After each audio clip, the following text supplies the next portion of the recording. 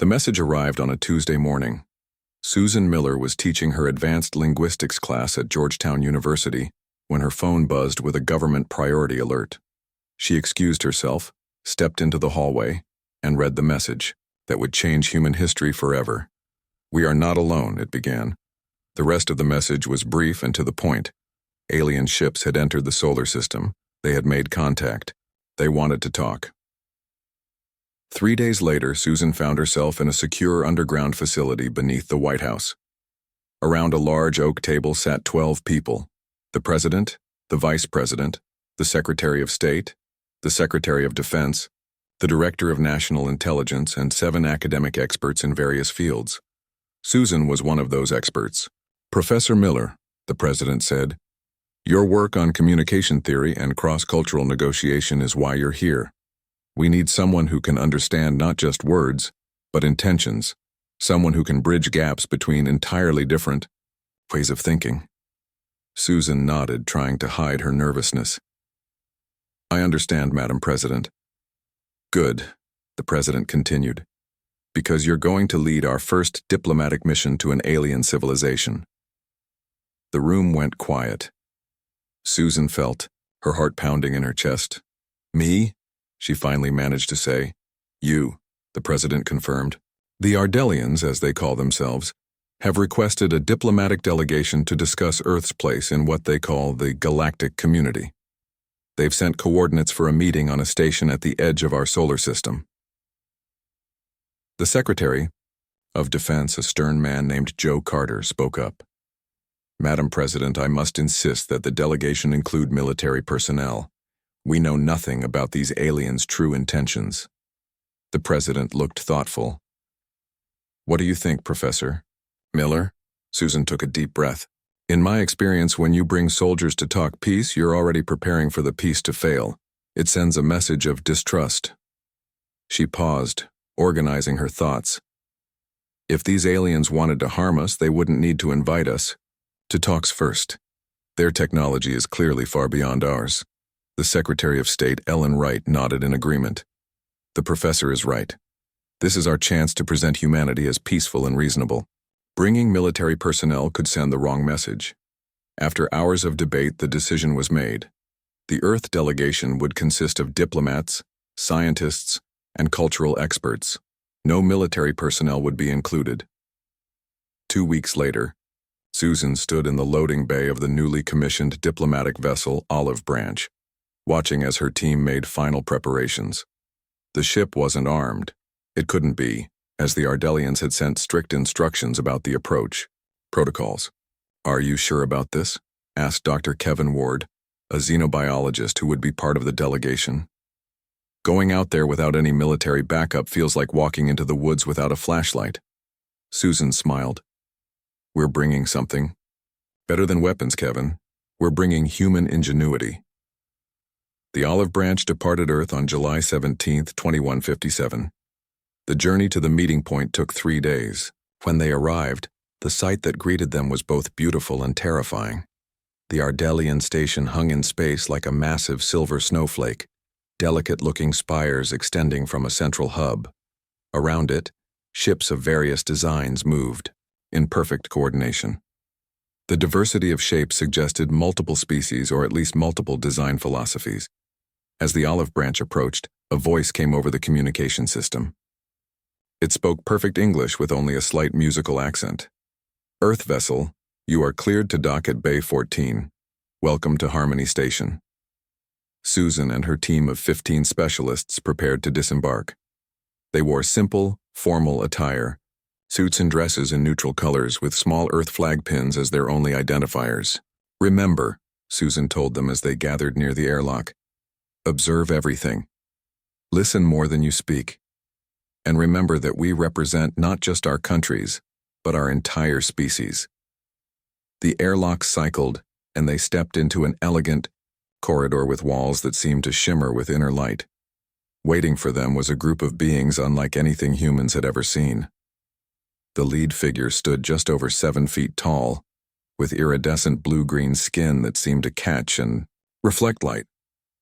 Its 4 eyes, arranged in a diamond pattern, blinked independently of one another.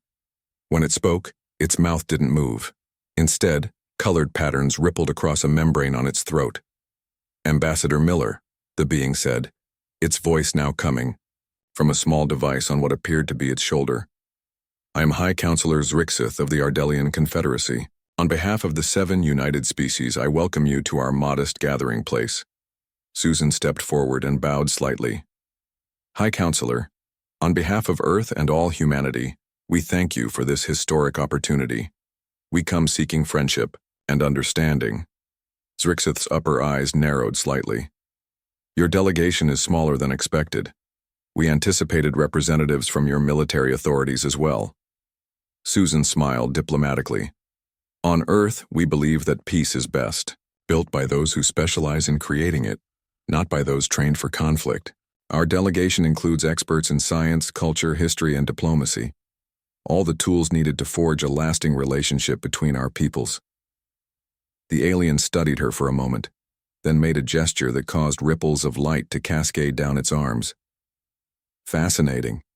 In our experience, most emerging species bring their warriors to ensure their safety and demonstrate their strength." "We don't need to demonstrate our strength," Susan replied calmly. "We're more interested in demonstrating our wisdom." This seemed to amuse the alien. "Then you are unique among the species we have encountered. Come, your accommodations are prepared, and the preliminary discussions will begin tomorrow after you have rested." As they followed their alien hosts deeper into the station, Dr. Ward whispered to Susan, "They seem surprised by our approach. That could be good or bad." Susan watched the way the aliens moved and interacted, noting the subtle hierarchies and communication patterns. "It gives us an advantage," she whispered back. "They've prepared for a type of human that isn't here. Now they'll have to adjust." Little did the Ardelians know that Earth's diplomatic team included former intelligence analysts, game theory specialists, and psychological profiling experts. They might not wear uniforms or carry weapons, but they carried something potentially more powerful: the accumulated knowledge of thousands of years of human conflict and negotiation. That evening, as the Earth delegation settled into their quarters, High Counselor Zrixith met with representatives of the other 6 species in the Confederacy. "The humans have sent no military," Zrixith reported. "Only scholars and diplomats." A reptilian being with crystalline scales made a dismissive gesture. "Then they are weak or naive. This will make it easier to guide them toward accepting protectorate status." Zrixith wasn't so sure. There had been something in Ambassador Miller's eyes, a calm confidence that suggested she was playing a longer game than was immediately apparent. "Perhaps," Zrixith said cautiously, "or perhaps we should be wary. After all, a species that doesn't feel the need to display its strength may be the most dangerous kind of all." 6 weeks into the negotiations, Susan Miller sat alone in her quarters on Harmony Station. A holographic display showed the latest proposal from the Ardelian Confederacy. She read it for the 3rd time, noting the careful language and hidden meanings. The Ardelians were skilled at making restrictions sound like benefits. A soft knock at her door broke her concentration. "Come in," she called. Alan Blackwood entered, carrying a small device that looked like a tablet. As the team's chief science officer, the former physicist had been analyzing Ardelian technology whenever they were permitted to see it. "You need to see this," he said quietly, closing the door behind him. "I finally decoded some of those transmissions we intercepted last week." Susan raised an eyebrow. The Earth delegation wasn't supposed to be intercepting anything. But Alan had modified some of their standard equipment without the Ardelians' knowledge. "Show me," she said. Alan placed the tablet on the desk and tapped a sequence of icons. A translation appeared on screen. "High Command confirms Strategy Omega for the humans. Standard integration timeline. Restricted access to jump drive technology for minimum 50 Earth years. Technological development to be monitored and limited to prevent military applications. Resource extraction rights to be granted to Vexari interests in Sol system outer planets. Human expansion limited to maximum 3 colony worlds pending further. Evaluation of compliance." Susan's expression didn't change, but her eyes hardened. "So that's their game. They're not looking for allies. They want pets." "It gets worse," Alan said, scrolling down. There's mention of genetic monitoring. I think they plan to study us like lab specimens. Susan stood and walked to the window that overlooked the docking bay. In the distance, an enormous Ardelian warship was visible, its hull gleaming with strange lights. She had never mentioned to her host that she knew exactly what kind of ship it was. Earth's intelligence agencies had been analyzing every aspect of Ardelian technology since first contact. "Get Richard and meet me in the secure room in 15 minutes, she said. "Bring Patricia too. We need to change our approach." The secure room was a small space in the human quarters that they had swept for listening devices every day. The Earth delegation had brought their own privacy field generators, claiming they were simply air purifiers for human comfort. Richard Jones, the deputy ambassador with a background in game theory, arrived with Patricia Kennedy, their cultural attaché. Both looked concerned. "The Ardelians see us as children," Susan explained after showing them the intercepted messages. "They've done this before to other species. They offer mentorship that's really just control. They're playing a game they've won many times." Richard nodded. "Their negotiation pattern suddenly makes sense. They concede small points dramatically while holding firm on anything that would give us real independence. They're used to species that rely on military threats to get their way," Patricia added. "When we showed up without soldiers, they thought we were naive." Susan smiled. It wasn't a warm smile. "Then let's use that assumption against them. Starting tomorrow, we change tactics. Patricia, I need you to analyze the cultural differences between the 7 Confederacy species. Find their points of tension." "Already working on it," Patricia replied. "The Vexari and the Drozani have historical conflicts over resource rights, and the Kithri seem to be treated as second-class citizens despite being founding members." "Good. Richard, start working on a counter-proposal that looks like a compromise but shifts the power balance in subtle ways." Richard looked thoughtful. "We could accept their mentorship framework but insert clauses that let us define key terms later." "Exactly," Susan nodded. "And Alan, I need you to keep working on their technology. If they offer us outdated tech, I want to know it." "What about Greg?" Patricia asked, referring to their economic advisor. "Greg is mapping their trade networks," Susan explained. "I suspect the Ardelians have resource problems they haven't disclosed. If we can find leverage, we'll use it." 3 days later, the Earth delegation met with the Ardelian High Council. 7 different alien species sat around a massive table, with High Counselor Zrixith at the center. Susan noticed how the Vexari representative, a muscular being with metallic scales, sat slightly apart from the others. "We have reviewed your proposal," Susan began, her voice calm and friendly. "Earth is honored by your offer of mentorship, and we accept the framework with some minor adjustments." The aliens exchanged glances. They had expected more resistance. "These adjustments are acceptable?" Zrixith asked cautiously. "We believe they serve both our interests," Susan replied, sending the document to their displays. "We've simply clarified some points about resource sharing and technological exchange." What Susan didn't explain was that hidden in the innocent-looking clarifications were clauses that would give Earth access to more information than the Ardelians intended to share. The document also contained subtle language that would create obligations for the Confederacy, while giving Earth multiple exit points from unwanted commitments. As the aliens reviewed the document, Susan watched their body language. The Kithri representative, a small being with fur-like filaments covering its body, seemed particularly interested in the sections dealing with member species rights. "You've put considerable thought into this," Zrixith said finally. "But these changes to Section 17 regarding technology transfer schedules would accelerate your development beyond our standard protocols." Susan was prepared for this. "Our system contains unusual resources that would benefit the Confederacy. Section 23 outlines our proposed sharing of these resources. We believe this justifies an accelerated exchange." The Vexari representative made a harsh sound. "What resources could your primitive system possibly offer that we need?" Greg Harmon, their economic advisor, spoke up. "Our preliminary analysis of Confederacy trade patterns indicates increasing scarcity of certain rare Earth elements, crucial to your faster-than-light drive systems. Earth has abundant deposits of these elements, particularly in our asteroid belt. The room went silent. The humans shouldn't have been able to identify those resource shortages, much less understand their significance to Ardelian technology.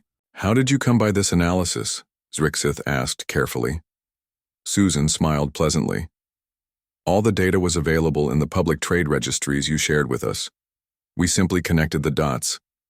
What she didn't mention was that Laura Peterson, their communications specialist, had been working around the clock to hack into less public data sources as well. The meeting continued for hours. With each round of discussion, the Earth delegation demonstrated knowledge they shouldn't have had, and insights into Confederacy politics that made the aliens increasingly uncomfortable. When they finally adjourned for the day, Susan could sense the tension among the alien representatives. As they filed out, she overheard the Kithri representative whisper to the Drozani, "They know too much for a species so new. How is this possible without intelligence operatives?" Later that evening, in her private quarters, Susan received a message from High Counselor Zrixith requesting a private meeting the following morning. "The game is changing," she told Richard when she informed him of the request. "They're starting to realize that we're not as simple as they thought."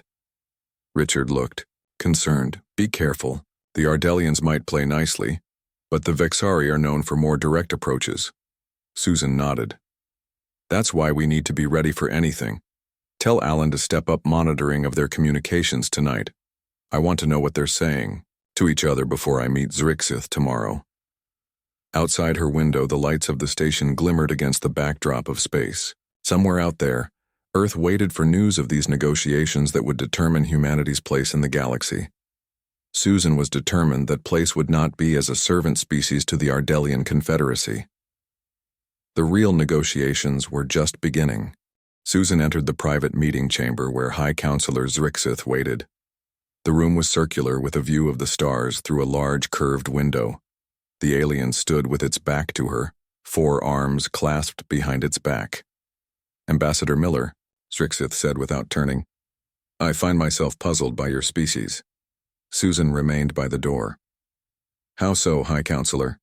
Zrixith turned, its 4 eyes blinking in sequence. "In 300 years of bringing new species into the Confederacy, we have never encountered one quite like yours. You bring no warriors, yet you negotiate as if backed by a powerful fleet. You ask questions that reveal nothing, yet somehow gather information we haven't offered." "We're simply thorough," Susan replied with a slight smile. "No," Zrixith said, moving closer. "It is more than that. Your counter-proposal yesterday contained knowledge of our resource needs that wasn't in the materials we provided." "How did your team discover this?" Susan had prepared for this question. "Humans have a saying, watch what people do, not what they say. Your trade ships move between specific systems with increasing frequency. Your engineers show particular interest in certain elements. We observe patterns." The alien made a sound. That might have been a laugh. "You're saying you guessed?" "We analyzed," Susan corrected. "Humans have spent thousands of years understanding other humans. We've developed skills for reading intentions and predicting behavior. These skills work surprisingly well with non-humans too." Zrixith studied her for a long moment. "I'm beginning to understand why your people sent no military representatives. They weren't needed, were they?" Susan didn't answer directly. "High Counselor, let me be clear. We know the Ardelian Confederacy has incorporated 17 species in the last 3 centuries. We know that 15 of those species remain in mentored status with limited rights. We know the Vexari have established mining operations in systems belonging to these mentored species, often against their wishes." The alien's skin rippled with colored patterns that the translation device didn't interpret. Susan guessed it was surprise or alarm. "Ambassador, these matters are complex, and we also know," Susan continued calmly, "that your Confederacy is facing challenges. The Kithri population is decreasing. The Drozani have twice attempted to withdraw from the Alliance in the last 50 years. And your faster-than-light drive systems require elements that are becoming scarce in your controlled systems. Zrixith moved to a small table and pressed a control. A holographic star map appeared between them.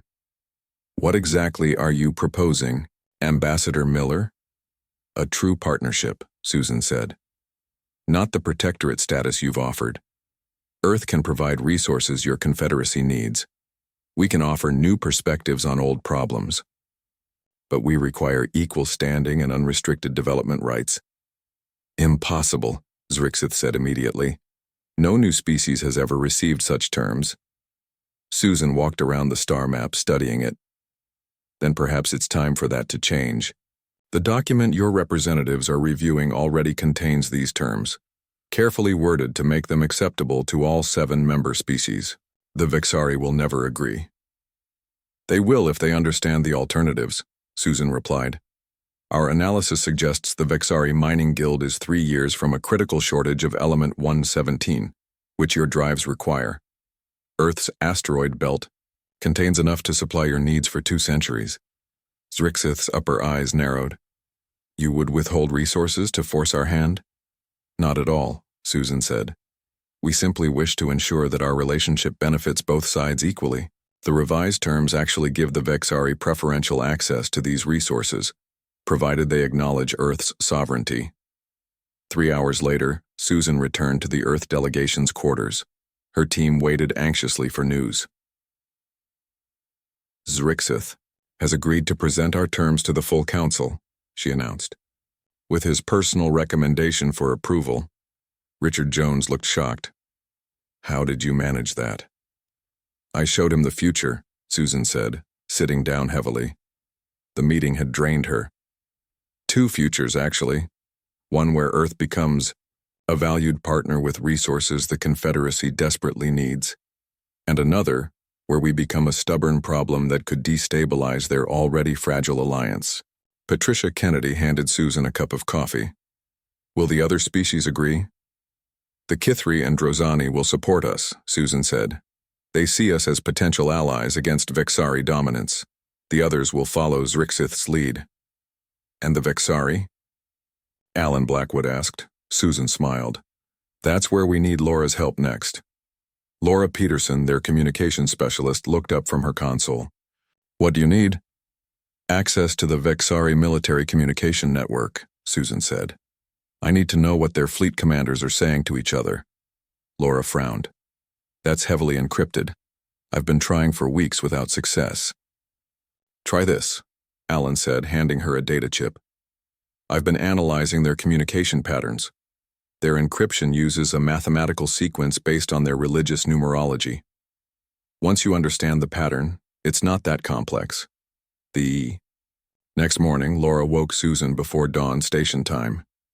You need to see this now, she said urgently. Susan quickly read the intercepted message on Laura's screen. It was from the Vexari fleet commander to their representative on the council. Diplomacy has failed. Humans know too much. Recommend show of force to establish proper hierarchy. Battle group moving to Sol system edge. Awaiting final authorization. Was this sent? Susan asked. 6 hours ago, Laura said.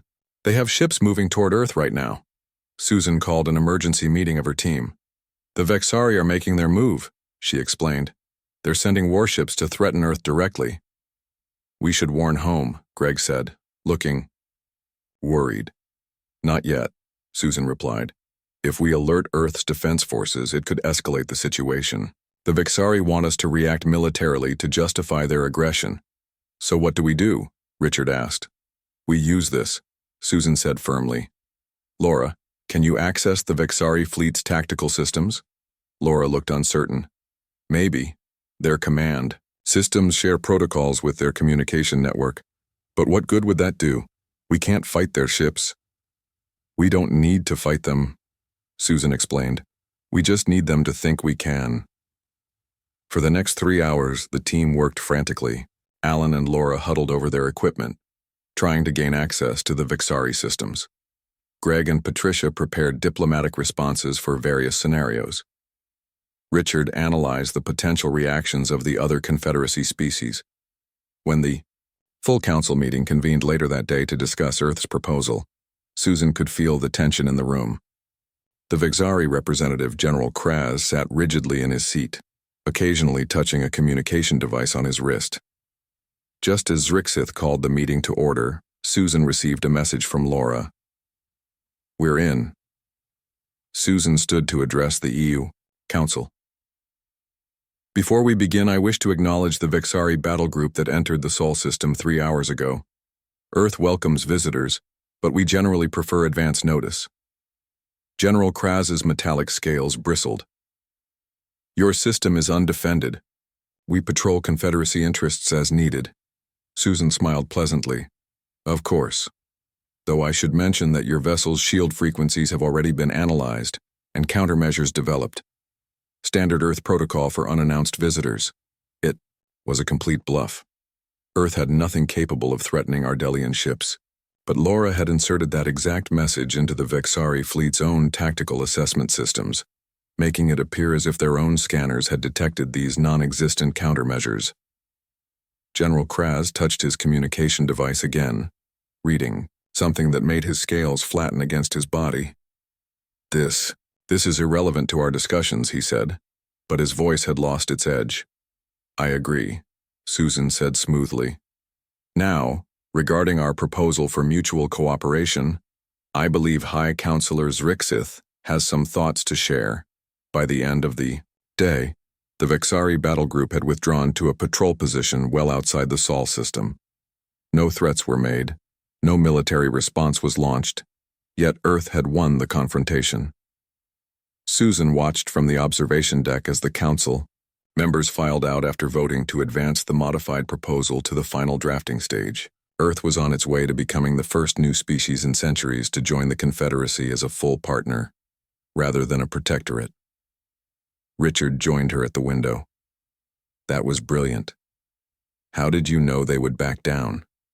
Susan kept her eyes on the stars. "Because people who rely on threats don't know what to do when their threats don't work. The Vexari understand warfare, but not the kind of warfare humans have been waging on each other for millennia. The subtle kind, fought with information and psychology." "Is that why Earth never brings its military to peace talks?" Richard asked. "Because we bring something more effective?" "Exactly," Susan said. "Throughout human history, we've learned that true power isn't about having the biggest guns. It's about making the other side believe what you want them to believe." 3 days after the Vexari fleet retreated, tensions on Harmony Station remained high. The Earth delegation worked tirelessly to finalize the treaty details, while monitoring the growing division among the Confederacy species. Susan had deliberately crafted proposals that appealed differently to each alien group, creating subtle wedges in their once united front. In the Earth delegation's secure room, Greg Harmon presented his latest findings to the team.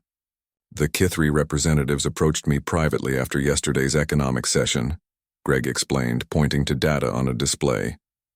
"They've offered us additional technical information about Confederate faster-than-light technology in exchange for human medical research." Susan raised an eyebrow. Why would they go around the official channels? Patricia Kennedy, who had been studying Kithri culture intensively, spoke up. "The Kithri birth rates have been declining for decades. They believe it's linked to radiation exposure from early Confederate starship designs. But the Vexari, who control most medical research funding, have blocked investigations. So they're hoping human doctors might solve their problem," Richard said. "Interesting leverage." Susan considered this new information. "Accept their offer, but carefully. We need to avoid appearing to make separate deals that could be used against us." Laura Peterson entered the room, her face tense. "We have a problem. I've detected unusual activity in the station's security systems. Someone is trying to access our communication logs." "Can they see what we've sent to Earth?" Alan asked. Laura shook her head. "No, our encryption is holding, but they're being aggressive. I think they're looking for evidence that we hacked their systems during the Vexari fleet incident." Susan wasn't surprised. "They're getting desperate. The final treaty vote is tomorrow, and they're looking for a way to discredit us." "What should we do?" Richard asked. "Spring our trap," Susan replied with a slight smile. "Laura, activate protocol, honeypot." Laura nodded and began typing commands into her console. Weeks earlier, anticipating Ardelian intelligence efforts, the team had created false communication logs that appeared to be poorly hidden. These fake logs contained discussions of Earth's defensive capabilities that were actually misleading information designed to confuse anyone who found them. "Now we wait," Susan said. "Meanwhile, let's prepare for tomorrow. The Vexari will make one final push to stop the treaty." The next morning, as the Earth delegation prepared to enter the council chamber, a security team of Drozani guards approached them in the corridor. "Ambassador Miller," the lead guard said. "High Counselor Zrixith, request your presence immediately. There's a matter of great concern." Susan glanced at Richard, then nodded to the guard. "Of course, Deputy Ambassador Jones will accompany me." They were led not to the council chamber, but to a smaller room where Zrixith waited with General Kraz, of the Vexari, and 2 other council members. "Ambassador," Zrixith began, his voice formal, "serious allegations have been brought against your delegation. The Vexari Security Office has evidence that your team has been accessing Confederate secure systems unlawfully." General Kraz's metallic scales bristled with apparent satisfaction. "We have recovered communications proving humans have been spying on Confederate military channels. This is a direct violation of visitor protocols." Susan remained perfectly calm. "Those are serious charges, General. May I see this evidence?" A data file was transferred to the room's display screen. It showed exactly what Susan had expected, the fake logs Laura had prepared as bait. "I see," Susan said, her voice betraying nothing. "And have you verified the authenticity of these files?" General Kraz made a dismissive gesture. "They were found in your delegation's communication buffer. The encryption was amateur but sufficient to confirm they were not meant to be discovered." Susan exchanged a glance with Richard before responding. "General Kraz, did you know that in Earth's history, military forces often used a tactic called false intelligence? They would allow enemies to capture incorrect information to mislead them." The Vexari general's eyes narrowed. "What are you suggesting?" "Simply that experienced intelligence operatives, which you accuse us of being, would never store actual sensitive communications in such an obvious location, protected by such weak encryption." Richard stepped forward. "In fact, we suspected someone might attempt to access our systems. The files you found were created specifically to identify the intruder." Susan turned to Zrixith. "High Counselor, we take these accusations very seriously, not because they are true, but because they represent a deliberate attempt by the Vexari to undermine these negotiations by illegal means." The room went silent. General Kraz's scales flattened against his body. In what Susan had learned was a sign of anger or distress. "You claim we planted this evidence?" he growled. "No," Susan replied. "We claim you illegally accessed our systems and found exactly what we wanted you to find. The real question is why the Vexari are so desperate to prevent this treaty from being finalized." Zrixith's 4 eyes blinked in sequence, a sign Susan had come to recognize as deep thought. "General Kraz, did your security team access the Earth delegation's communications without council authorization?" The general hesitated just long enough for everyone to notice. "We had credible concerns about human activities." Susan pressed her advantage. "High Counselor, we came here in good faith to establish peaceful relations. Throughout these negotiations, we have been transparent and honest. Can the Vexari say the same?" One of the other council members, a Kithri representative, spoke up. "The treaty vote cannot be delayed by these unsubstantiated accusations. The full council is waiting." Zrixith nodded slowly. "I agree. We will proceed with the vote as scheduled." He turned to General Kraz. "This matter will be investigated fully afterward." As they walked toward the council chamber, Richard whispered to Susan, "That was close." "It was predictable," she responded quietly. "When logical arguments fail, people usually resort to attacking the character of their opponents. The Vexari are no different." The main council chamber was impressive, with seating for hundreds of representatives from all 7 Confederate species. The Earth delegation took their places at the center of the chamber. Susan could feel the eyes of every alien on them. High Counselor Zrixith called the session to order. We gather today to vote on the proposed Treaty of Alliance between the Ardelian Confederacy and Earth. As is our custom, representatives may speak briefly before the vote. General Kraz immediately stood. The Vexari delegation objects to this entire proceeding.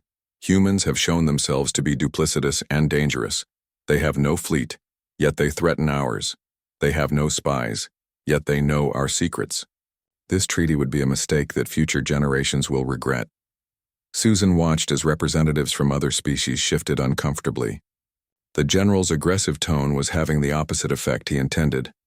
When it was her turn to speak, Susan rose slowly and looked around the chamber. "Members of the Confederacy," she began, "Earth comes before you, not as a conqueror or a supplicant, but as a potential friend. Throughout these negotiations, we have sought to understand your cultures, your needs, and your concerns. We have offered resources and knowledge that will benefit all species represented here." She paused, making eye contact with representatives from each species. Some have questioned why Earth sent no military representatives to these talks. The answer is simple. Throughout our long and often troubled history, humans have learned that true strength lies not in weapons but in understanding, not in threats, but in finding paths that benefit all parties. As Susan continued her speech, she could see the mood in the chamber shifting. Even some of the Vexari representatives were listening intently. "We do not ask for special treatment," she concluded. "We ask only for the opportunity to join your community as full partners, to contribute our unique perspective, and to grow together into a future brighter than any of us could achieve alone." When the vote came, it was decisive. 6 of the 7 species voted to approve the treaty, with only the Vexari opposed. Earth would join the Ardelian Confederacy, not as a protectorate, but as a full member with equal rights. As the Earth delegation left the chamber, Laura hurried to Susan's side. "We just received a message from home. Earth's defense sensors detected a second Vexari fleet assembling near Jupiter's orbit. They're asking for instructions." Susan smiled calmly. "Tell them to send a welcoming message. Invite the fleet commander to visit Earth, offer a tour of our cultural sites." Laura looked confused. "But they're obviously positioning for intimidation." "Exactly," Susan said. "And we're going to respond in the last way they would expect, because that's how Earth wins, not by fighting fire with fire, but by changing the nature of the game entirely." 1 month after the treaty vote, Susan Miller stood on the observation deck of Harmony Station, watching as the official Earth diplomatic vessel approached. Unlike the small olive branch that had brought her team to the station, this was a proper, diplomatic ship, large and elegant. It carried the formal Earth delegation that would establish the first permanent embassy to the Ardelian Confederacy. "It's hard to believe it's been only 3 months since we arrived," Richard said, joining her at the window. Susan nodded. 3 months that changed humanity's future. The past 4 weeks had been intense. After the treaty vote, Susan's team had worked tirelessly to establish the initial framework for Earth's integration into the Confederacy. The Vexari had withdrawn their second fleet from the Sol system after their intimidation tactics failed once again. Instead of fear, Earth had responded with invitations for cultural exchanges, which had confused the militant species and left them unsure how to proceed. "Ambassador Miller," a voice called. Susan turned to see High Counselor Zrixith approaching. In the weeks since the vote, they had developed a cautious mutual respect. "High Counselor," Susan greeted him. "Are you here to welcome our new ambassador as well?" "Indeed," Zrixith replied. "But I also wish to speak with you privately before the ceremony. Would you join me?" Susan followed Zrixith to a small meeting room with a view of the docking bay. The alien gestured for her to sit. "Ambassador, I must confess something," Zrixith began. "When your species first contacted us, the Council had already decided Earth's fate. You were to be guided into protectorate status like so many species before you. The Vexari had already been promised mining rights in your asteroid belt." Susan wasn't surprised. "We suspected as much. What you may not know is that I personally argued for this approach," Zrixith continued. "I believed, based on our research, Of your violent history that humans were too dangerous to be given equal status. Too unpredictable. The alien's four eyes focused intently on Susan. I was both right and wrong. Humans are indeed dangerous, but not in the way I expected. Susan smiled slightly.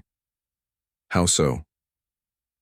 In 300 years of bringing new species into the Confederacy, we have faced threats of war, demonstrations of weapons, even small-scale attacks meant to prove strength. Our standard approach was developed to handle species that believe military power is the foundation of diplomacy. Zrixith made a gesture with his upper arms that Susan had learned indicated deep thought. But humans, you brought no weapons, yet defeated our best strategies. You made no threats, yet managed to protect your interests more effectively than any military could have. We simply understood the game being played, Susan said. That is precisely what makes your species so remarkable, Zrixith replied. And, to some, so frightening. The Vexari still believe you somehow tricked us all. Did we? Susan asked directly. Zrixith made a sound that Susan's translator didn't catch, but she thought it might be laughter. Perhaps. But if so, it was by showing us a better path forward. The changes your team negotiated will ultimately benefit all Confederate species, not just humans. He paused, seeming to choose his words carefully. There is something I've wanted to ask you since the treaty vote. Your team clearly knew about the Vexari attempt to access your systems. You prepared for it. You even knew about their fleet movements before our own council was informed. How? Susan considered her answer carefully. Truth was sometimes the best diplomatic tool. Throughout human history, we've fought countless wars against other humans. We've learned to think like our opponents, to predict their actions based on their motivations and cultural backgrounds. Your team included intelligence specialists, Zrixith said. It wasn't a question. My team included people trained to understand. Others, Susan corrected gently. Some happened to have experience in what we call intelligence work, yes. But their purpose wasn't to spy. It was to help us communicate effectively with species whose thought patterns are very different from our own. Zrixith nodded slowly. A fine distinction, but I think I understand now why Earth sends no military representatives to peace talks. You don't need them. Before Susan could respond, her communication device signaled an incoming message. Excuse me, she said, checking the display. The new ambassador's ship has docked. We should head to the reception. The main docking bay had been transformed for the occasion.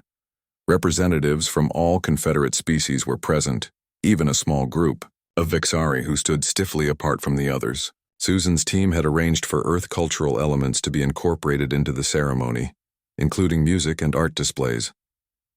As the new Earth ambassador, a distinguished older woman named Diane Carter, stepped off the ship, Susan felt a profound sense of accomplishment.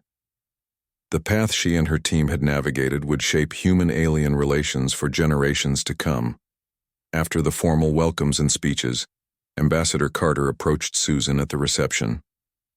Ambassador Miller, Carter said warmly, your work here has been extraordinary. The President asked me to personally convey her gratitude and to inform you that you've been awarded the Presidential Medal of Freedom. Susan nodded her thanks. I had an exceptional team. Indeed. And speaking of your team, I've brought something for you all. Carter handed Susan a small data device. Updated directives from Earth government, incorporating the lessons from your mission here. Later that evening, Susan gathered her team in their quarters to review the new directives. The main screen displayed the document title, Comprehensive Protocol for Extraterrestrial Diplomatic Engagement. They've made it official policy, Richard said, reading through the document. No military personnel are to be included in any future first contact or diplomatic missions to alien species. They've even created a new division, Greg added, the Bureau of Cognitive Diplomatic Strategy. Apparently, they're recruiting people with backgrounds similar to ours. Patricia smiled.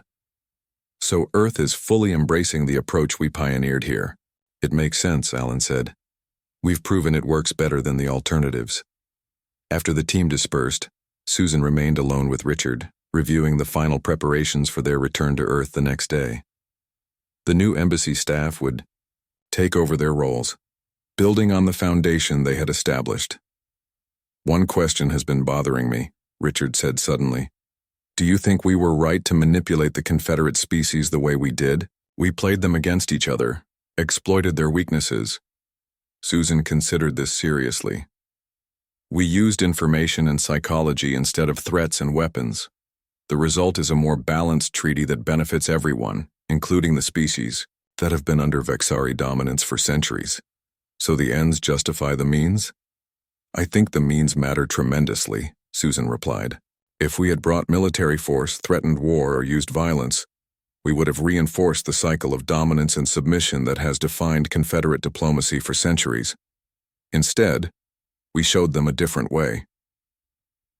Richard nodded, slowly. "The Vexari representative at the reception today actually spoke to me civilly. I think they're starting to adapt to dealing with us." "They have no choice," Susan said with a small smile. "That's the real reason Earth never brings its military to peace talks. We've learned through our own bloody history that true power lies in changing how your opponents think, not in forcing them to submit." As they looked out at the stars, Susan thought about the journey home tomorrow and the future that awaited. Humanity among the stars. Earth had earned its place not through military might but through understanding, and that understanding would be their greatest strength in the centuries to come.